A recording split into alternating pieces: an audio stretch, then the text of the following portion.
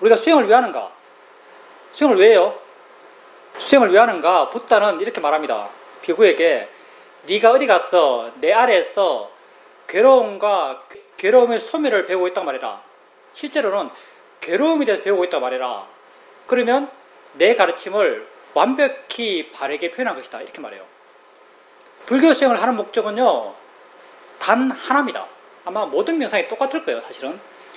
불교 수행을 하는 목적은 단 하나예요. 괴로움으로부터의 벗어남. 삶에서의 괴로움의 문제를 해결하기 위해서 불교 수행을 합니다. 이게 불교 수행의 유일한 목적이에요. 그리고 불교의 교리, 이론, 이런 모든 게 다 여기에 맞춰서 만들어졌어요. 이 목적에 맞춰서 만들어진 거예요. 우리가 괴로워요. 삶에서 괴롭습니다. 괴로움이 어디에서 생길까요? 사람들은 괴로움에 대해서 집착 때문이다, 선입견 때문이다, 화가 나서다, 이렇게 괴로움의 원인에 대해서 말합니다. 그러면 붓다는 괴로움의 원인이 어디 있다고 보셨는가? 붓다는 괴로움의 원인을 알매 있다고 보셨어요. 뭔가 알기 때문에 괴로운 거예요. 이런 정의에 벗어난 괴로움이 있나요? 뭔가 알기 때문에 괴롭다고 보셨죠. 그래서 괴로움의 원인이 뭔가 알기 때문에 괴롭기 때문에 우리 존재를 이렇게 정의하는 거예요. 알의 존재로 우리를 정해요. 우리는 알아가는 존재로서 우리 존재를 붓다께서 정의하세요. 그래서 붓다께서 인간을 정의하는 방식이 두 가지죠. 하나가 아니미 설신의 색성향 미촉법, 6가지 감각기한이 일어남. 또 하나는 오온, 색수상 행식, 오온 또는 육근, 육식, 6가지 감각기관으로 우리를 정해요.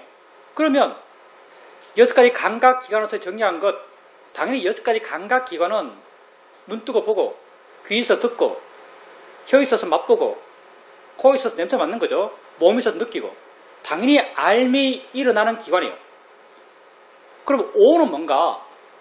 오는 6가지 감각기관에서 일어나는 것을 약간 인식의 과정을 나누어서 설명되었을 때 정의될 수 있는, 그걸 5부분으로 나눈 거예요. 예를 들어서 눈을 뜨고 봐요. 어떻게 보겠어요? 범이 어떻게 가능할까요? 뭔가 보이니까 가능하겠죠. 뭔가 내 눈에 들어온다든가 뭔가 있기 때문에, 보이는 뭔가 있기 때문에 볼 수 있어요. 보이는 뭔가, 이게 뭐예요? 이게 색이에요. 물질.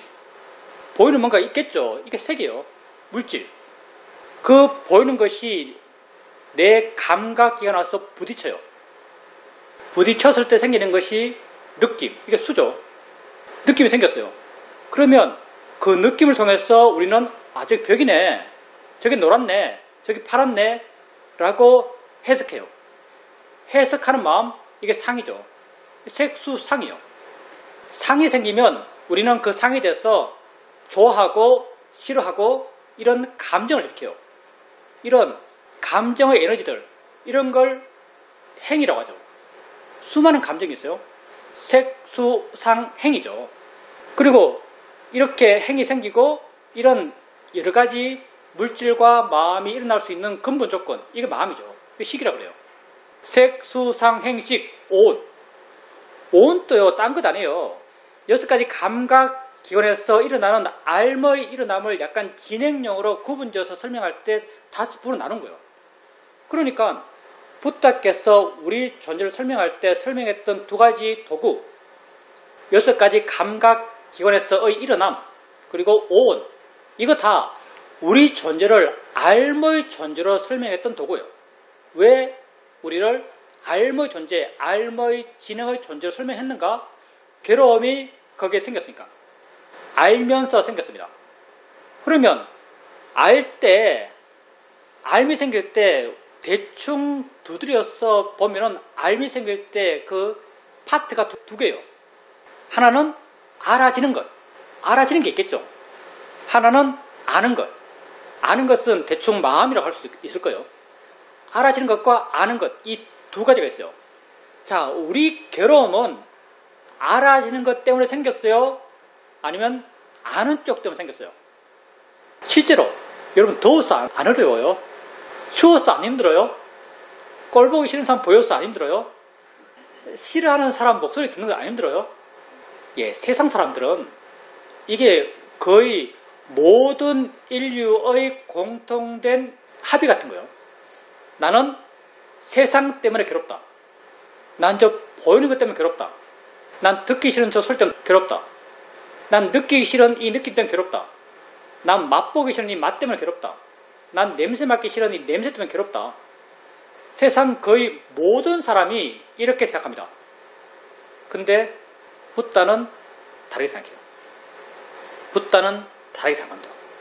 붓다는 아는 쪽 때문에, 마음 때문에 괴롭다고 보셨어요.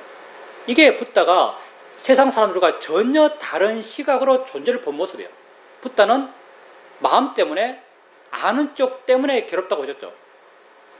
여러분 살아오면서 괴로울 때 그냥 포기했어요? 괴로운 문제를 해결하기 위해서 노력했어요? 예, 노력했어요. 어떻게 노력했어요? 세상을 바꾸려고 노력했습니다. 냄새를 없애고, 보기 싫은 걸 치우고, 듣기 싫은 소리를 끄고, 하기 싫은 생각을 안 하려고. 근데 여러분의 괴로움이 얼마나 줄었죠? 하나도 안 줄었습니다. 왜냐하면 괴로움의 원인이 거기 있지 않기 때문이에요. 내가 미얀마에 있을 때 법당이 자선하고 있는데 법당 밖에서 큰 개 2마리가 아주 강하게 싸워요. 개들 싸우면요 정말 맹렬합니다. 순간 마음이 살짝 화가 났어요. 그리고 금방 화가 잦아들어요. 개를 어떻게 하겠어? 개인데.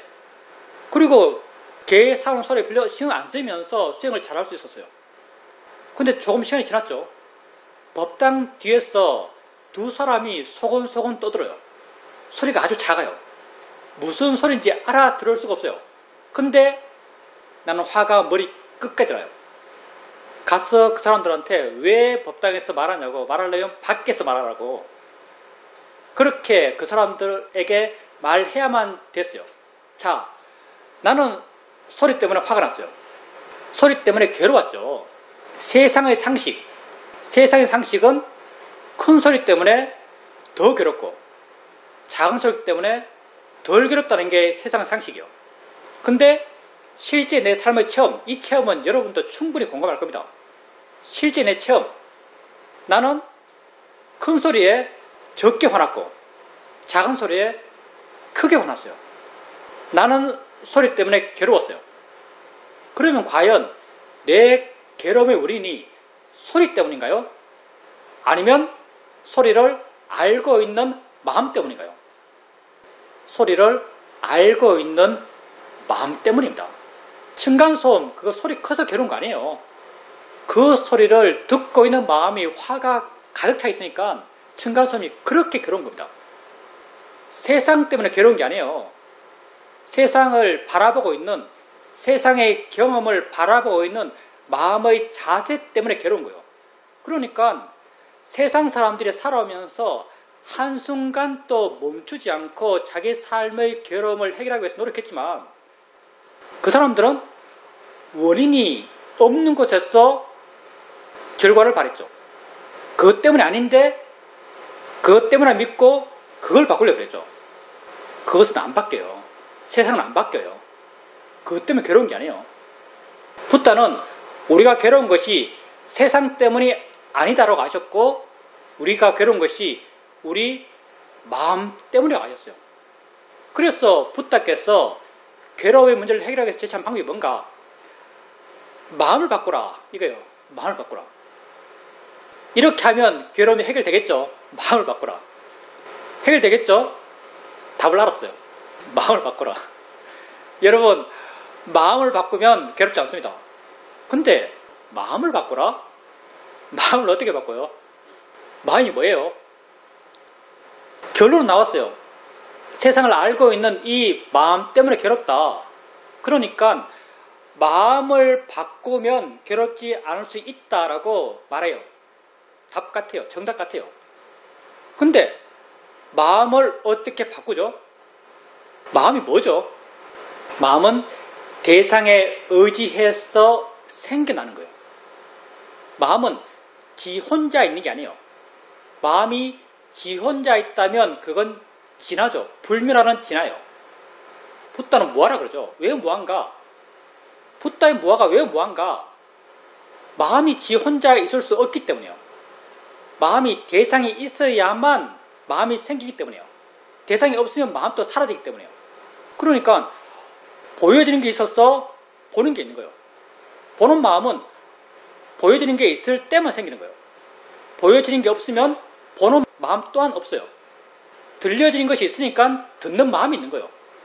들려지는 것이 없으면 듣는 마음도 없어요. 느껴지는 것이 있으니까 느끼는 마음이 있는 거죠. 느껴지는 것이 없으면 느끼는 마음도 없어요. 이게 연기죠, 불교에서. 이것이 있으므로 저것이 있고 이것이 없으면 저것 또한 없다. 이게 연기의 가장 기본적인 설명 형태죠. 마음은 대상에 의지해서 생깁니다. 그러면 마음을 바꾸라. 어떻게 마음을 바꿀까요? 대상에 의지해서 마음을 바꿉니다. 대상에 의지해서 마음을 바꿔요. 마음은 대상에 의지해 생기니까. 그래서 우리가 이 수행을 합니다. 어떻게? 대상을 알아가는 수행을 해요. 위파사나 수행, 알아차림 명상이죠. 알아차림, 뭘 알아요? 대상을 알아요. 알아지는 것을 알아요. 그 알아지는 것이 뭔가? 느낌들, 소리들, 생각들, 맛, 냄새는 가끔 있겠죠. 이것들을 알아가요. 알아가면서 괴롭지 않는 방향으로 마음을 바꾸려고 그래요. 그러면 어떤 방향이 괴롭지 않는 방향으로의 마음의 변화인가? 이건 붓다의 가르침을 의지한다면 붓다께서 당신 제자에게 이렇게 말해요. 제자여, 몸이 영원한가 영원하지 않은가? 영원하지 않습니다. 영원하지 않은 것이 괴로움인가 즐거움인가? 괴로움입니다. 그러면 괴롭고 영원하지 않은 것을 너 진화로 갈 수 있느냐? 할 수 없습니다. 느낌은 어떠냐? 봄은 어떠냐? 생활은 어떠냐? 이게 경제적 설명이고요. 수행 방법에 대한 지도예요. 이걸 당시 언어구조상 이렇게 말했어요. 이걸 우리 현대 언어구조로 바꿔서 말한다면 이렇게 말할 수 있습니다. 제자여, 몸을 볼 때 영원하지 않다, 괴로움이다, 내 것이 아니다, 이런 시각으로 봐라. 느낌을 볼 때 영원하지 않다, 내 것이 아니다, 괴로움이다, 이런 시각으로 봐라. 이렇게 현대 언어구조상으로 바꿔서 이해 쉽게 할 수 있을 겁니다. 우리에 일어나는 모든 것을, 우리 몸과 마음에서 일어나는 모든 것을 이렇게 무상고 무아로 봐나가라 하는 것이 붓다의 가르침이요. 그러면 무상고 무아로 보면 되겠네 라고 할 수 있어요. 근데 이것도 안 쉬워요. 수행이라는 게 만만치 않습니다. 우리는 사실은 무상고 무아 가운데 무아적 시각을 중심으로 봐나가요. 이게 겉으로 보면은 무아라는 말이 제일 심해 보이는데요. 무상고 무아 가운데 무아라는 말이, 내가 없다는 말이 가장 심오해 보이는데 사실은 현대 교육을 받고 있는, 현대 교육을 받았던 우리에게 무상고 무아 가운데 제일 논리적으로 이해하기 쉬운 것은 무아입니다. 그래서 우리는 무아적 시각을 중심으로 봐요. 내가 아니라는 거죠. 여러분 눈 뜨고 안 볼 수 없잖아요. 이게 무아예요. 내가 지금 말하고 있어요. 내 말을 아무리 듣기 싫어도 여러분 안 들을 수 없어요. 이게 무아적 현상이에요. 의자에 앉았는데 엉덩이 느낌이 없을 수 있겠어요? 이게 무아적 현상이에요. 내가 하는 게 아니에요. 조건 되니까 생기는 거예요. 조건 되니까 생긴다. 이게 무아적 현상이죠. 그러면 붓다께서 괴로움의 소멸의 방향으로 마음이 변화하는 길, 그걸 무상고 무아의 시각으로 알아진 것을 알아라. 그러면 마음이 괴롭지 않는 방향으로 변해간다. 이게 붓다의 수행 지도죠. 근데 이것 갖고 또 수행 못해요. 우리가 어리석어서 이것과도 모자랍니다. 자, 그러면 한번 봅시다. 내게 느낌이 알아져요. 근데 그 느낌을 내 것이 아니야. 나랑 상관없어. 지 혼자 일어난 거야. 이렇게 이해하고 이렇게 바라볼 때 내 마음이 그 느낌에 다가갈까요? 그 느낌에서 멀어질까요? 멀어집니다. 당연히 내게 아닌데요. 내게 아닌데 그 느낌에 대해서 멀어지죠. 나랑 상관없는데요. 거기에 가까이 가서 집착할 일이 없죠. 그래서 이렇게 무아를 이해한 마음은요, 대상으로부터 멀어집니다. 이게 수행과 명상에서 가장 크게 갈라지는 줄기예요. 수행은 어떤 수행이 되었던 알아지는 뭔가를 독특한 하나의 일정한 방식으로 알아가는 것, 이게 수행이에요. 독특한 하나의 방식으로 알아가게 되면 자연히 그 방식을 통해서 생겨나는 어떤 마음이 있을 거고, 하면 할수록 그 마음이 강해질 겁니다. 이렇게 대상에 대해서 어떤 하나의 형태의 마음이 강해지면 나타나는 현상은 단순합니다. 하면 할수록 마음이 대상에 다가갈 수 있어요. 하면 할수록 마음이 대상에 대해서 멀어질 수 있어요. 아무리 해도 변화가 없을 수 있어요. 이 세 가지 경우밖에 없죠. 거의 모든 수행이, 거의 대다수의 수행이요, 하면 할수록 대상에 다가가는 수행을 해요. 이게 사실 수행이 타락한 거죠. 거의 모든 수행이 하면 할수록 대상에 다가가서 대상에 붙고 대상과 함께하고 그 대상을 아는 이런 방향으로 수행이 나아갑니다. 이건 붓다의 가르침과는 완전히 반대로 가는 길이에요. 뭐하러 하려고 그랬죠? 나랑 상관없는 거예요. 생기는 모든 게 내가 하는 게 아니에요. 생기는 모든 게 좋은 것도 아니에요. 나랑 상관도 없어요. 근데 어떻게 다 가겠어요? 먼 산 보듯이 보겠죠. 강 건너 불구경 하듯이 볼 겁니다. 이런 마음 자세, 이런 마음의 상태가 되기 위해서 수행을 처음 하는 분, 수행에 익숙하지 않은 분들은 대상을 어떻게 알아가는가? 대상을 가볍게 알아야 돼요. 이게 가장 중요합니다. 처음 출발하는 입장에서는 가장 중요해요. 대상을 가볍게 알아야 돼요. 그냥 그게 있다고 인지하면 충분해요. 여러분이 엉덩이 느낌 알기 위해서 엉덩이에 갈 필요가 없어요. 근데 수행 초반기의 사람들은요, 엉덩이 느낌 알려 그러면 엉덩이 가야 되고, 손의 느낌 알려 그러면 손에 가야 되고, 어깨 느낌 알려 그러면 어깨 가야 돼요. 근데 여러분 마음은요, 그것보다 훨씬 더 탁월하게 능력이 있습니다. 엉덩이 느낌 알기 위해서 엉덩이에 갈 필요가 없어요. 만약에 대상에 가지 않고 안다면 대상에 가서 아는 것보다 훨씬 더 가벼운 거예요. 어떻게 하면 가볍게 알 수 있을지, 어떻게 하면 멀리에서 알 수 있을지 고민해 보세요. 가볍게 아는 것. 그리고 알 때 또 중요한 게, 내가 알려 해서 알지 않는다, 알아지는 것을 안다, 이 기준을 지키셔야 돼요. 내가 알려 해서 알지 않는다, 알아지는 것을 안다.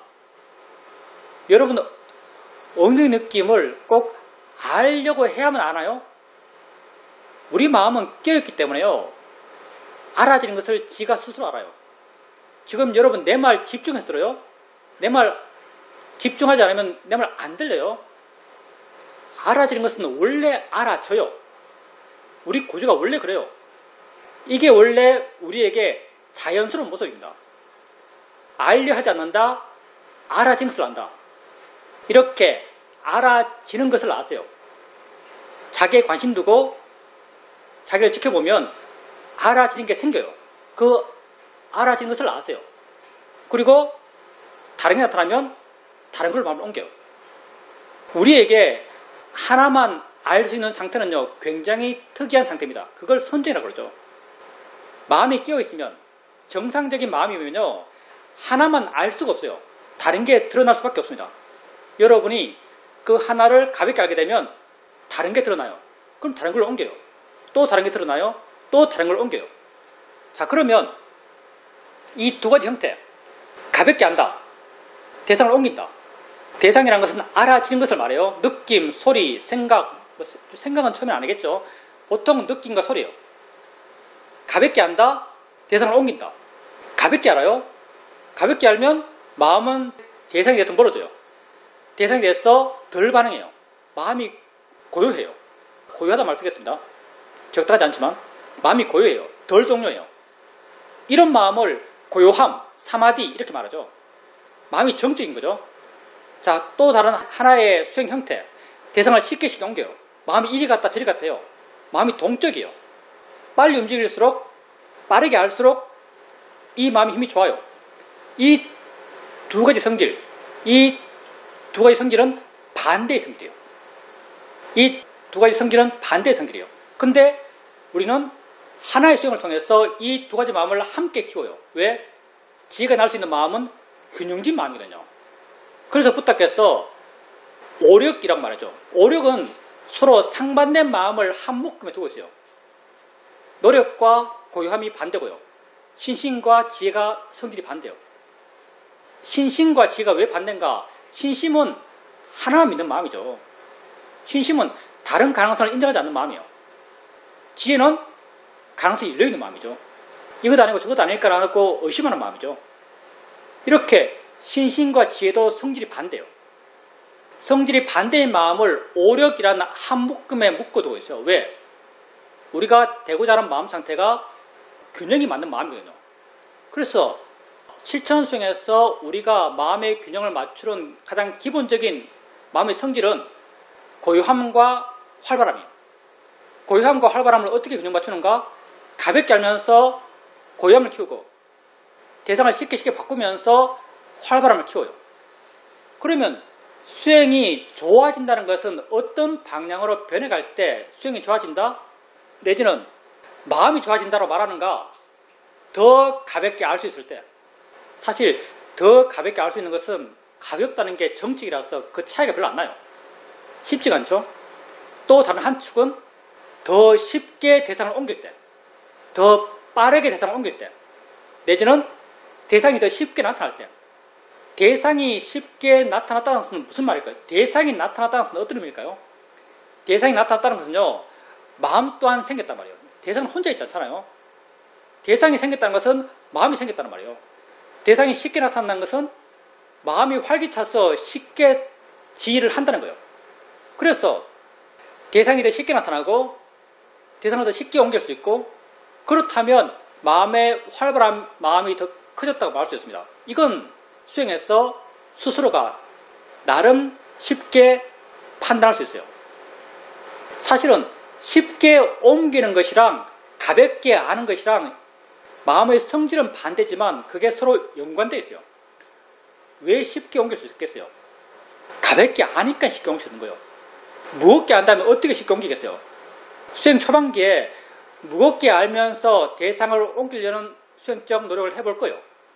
무겁게 알면서 대상을 옮기려는 수행적 시도를 하면요. 꼭 껌딱지가 붙어서 잘 안 떨어지는 그런 느낌이 같습니다. 대상을 무겁게 알기 때문에요. 근데 조금씩 대상이 쉽게 떨어져요. 조금씩 대상에 마음이 안 가요. 옮기는 게 너무나 자연스러워져요. 이렇게 대상을 가볍게 알고 대상을 쉽게 옮기면 수행해 나가는 겁니다. 이게 수행을 처음 시작하는 분들이 해야 될 수행적 노력이죠. 근데 이런 균형을 맞추는 고요함과 활발함의 균형을 맞추는 가장 기본적인 쉬운 방법이 뭐냐면요. 내 몸의 자세 자체를 바꾸는 걸로 이 고요함과 활발함의 균형을 맞춰요. 좌선해요. 앉아서 수행해요. 내지는 의자에 앉아서 수행해요. 몸을 정적인 상태로 수행해요. 몸을 정적인 상태로 수행하면 고요함이 쉽게 개발될까요? 활발함이 쉽게 개발될까요? 고요함이 쉽게 개발됩니다. 그래서 심해지면 졸아요. 앉으면은 대상이 확 줍니다. 마음이 고요지니까. 그래서 좌선을 통해서 고요한 힘을 키워요. 너무 고요해져서 대상이 하나밖에 없고 옮겨갈 대상이 안 나타나고 마음이 둔해지고 졸리고 하면 일어나 걸어요. 걸을 때 대상이 하나만 있나요? 걷게 되면 대상이 여러 대상이 쉽게 나타납니다. 여러 가지 대상이 나타난다는 것은요. 다른 말로 하면 여러 가지 마음이 일어난단 말이에요. 그래서 걸을 때는요. 활발한 마음이 쉽게 개발됩니다. 그렇기 때문에 수행의 기본적인 프로그램이 윗바사라 수행 센터에서는 다 좌선과 경행을 교대로 하는 것, 이게 기본적인 수행 스케줄이에요. 좌선을 통해서 고요함을, 걷는 걸 통해서 활발함을 이렇게 키워가는 겁니다. 이렇게 고요함과 활발한 마음을 키워가죠. 이런 고요함, 대상을 멀리에서 가볍게 알 수 있는 이 마음의 힘, 그리고 대상을 쉽게 바꾸어 갈 수 있는 이 마음의 힘, 이런 힘들이 점점점 커져가다 보면 점점 수행하는 마음은 대상으로부터 멀어져요. 대상에 대해서 덜 반응해요. 그리고 마음이 가벼워요. 마음이 깨어있어요. 마음이 활기차요. 마음이 힘이 있다고 느껴지고요. 마음이 깨끗하다고 느껴집니다. 그리고 마음이 좋다고 나중에 느껴져요. 이렇게 되는 마음 상태, 이렇게 변화해 나가는 마음 상태, 이 마음 상태랑 여러분이 대상을 보면서 이거 뭐야? 이거 자연의 이치야? 라고 이해했을 때 마음이 또 변해요. 가벼워지고 부드러워지고 물러나요. 이 마음은 이 두 가지의 변화의 마음의 방향은 똑같습니다. 물론 수행해 나가다가 대상에 대해서 내가 너무 집착하고 대상에 대해서 내가 너무 반응하면 자연의 이치야, 대상일 뿐이야 라고 바른 견해를 일으켜줘요. 그걸 통해서 마음을 바른 방향으로 바꿔요. 또한 가볍게 하려고 그러고 대상을 쉽게 바꾸려고 그러고 이걸 통해서 또 마음을 바른 방향으로 바꿔요. 이렇게 바뀌는 마음, 이것이 무엇에 대해서 마음이 바뀌고 있는 거예요? 대상에 대해서 마음이 바뀌고 있는 겁니다.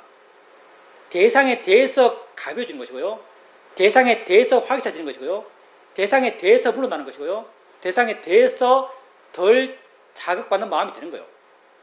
우리가 왜 괴롭다고 그랬죠? 마음 때문에 괴롭다고 그랬어요. 마음이란 건 대상에 대한 마음이에요. 이렇게 대상에 대해서 마음이 바뀜을 통해서 그런 괴로움의 문제가 조금씩 해결됩니다. 왜냐하면 내가 보고 있는 대상에 대한 어떤 이해가 마음이 생기거든요. 이건 나중 일이죠. 통찰이 생기는 것, 이건 나중 일입니다. 뭔가 이해가 생기나요?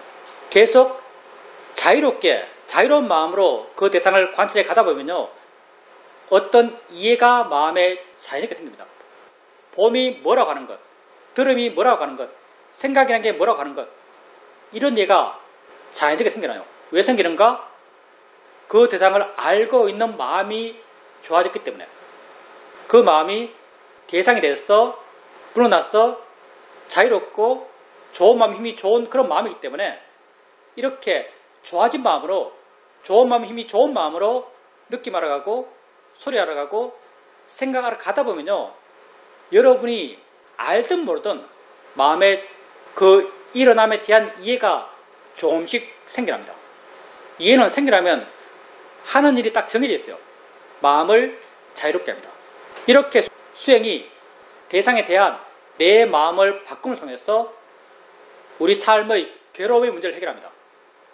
기본적인 수행에 대해서 다시 한번 말한다면 대상을 가볍게 하십시오. 대상이란 건 딴 것 아니고요. 대상이란 것은 내 몸과 마음에서 일어나는 모든 것이요. 알아지는 것, 그게 대상이에요. 느낌, 소리가 수행 초반기에는 주된 대상이죠.